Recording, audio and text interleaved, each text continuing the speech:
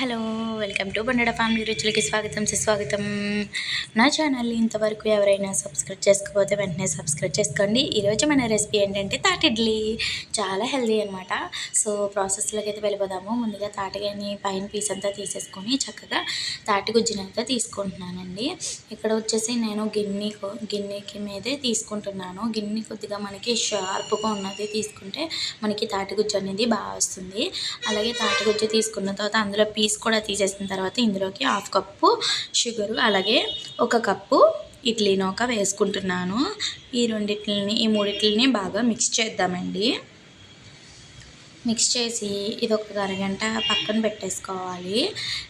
ఈ లోపల మనం ఇడ్లీ పాత్రలు తీసుకొని ఒకదాని మీద ఒక రేకు వేసుకొని కింద రేకు వదిలేసి పై రేకుకి అయితే నూనె అయితే అప్లై చేస్తున్నాను. అప్లై చేసిన తర్వాత మనం ఇడ్లీలాగా పెట్టేసుకోవడమేనమాట.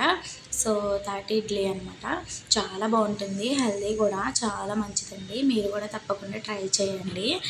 మనం ఇడ్లీ ఎలా వేసుకుంటామో ఆ విధంగా వేసేసుకొని సేమ్ అదే విధంగా ఉడికించుకోవాలన్నమాట ఇడ్లీని. అలాగే ఇడ్లీ పాత్రలో కొద్దిగా నీళ్ళు అయితే 1 గ్లాస్ నీళ్ళు పోసి అలాగే మనం ముందుగా ఇడ్లీ వేసుకున్న బాండీ పెట్టేసుకొని చక్కగా మనం లో ఫ్లేమ్లో చక్కగా మూత పెట్టేసి ఉడికించుకోవాలన్నమాట. సో ఇడ్లీ ఎంతసేపు ఉడుకుతుందో ఇది కూడా సేమ్ అంతే అనమాట.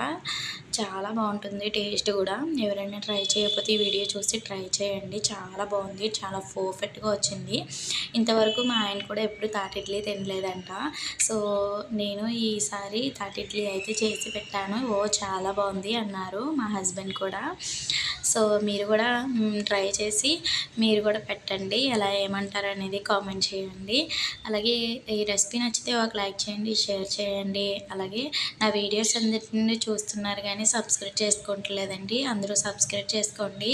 చాలా జ్యూసీగా ఉంటాయి, చాలా సాఫ్ట్గా కూడా ఉంటాయి. మీకోసం నేను విరిచి అయితే చూపిస్తున్నాను. ఎంత సాఫ్ట్గా ఉందో చూడండి ఇడ్లీ. మనం రవ్వ వేసిన కరెక్ట్గా సరిపోయింది, సూపర్ ఉందన్నమాట. వీడియో నచ్చితే లైక్ చేయండి, అలాగే నన్ను సపోర్ట్ చేయండి, సబ్స్క్రైబ్ చేసుకోండి. Bye bye.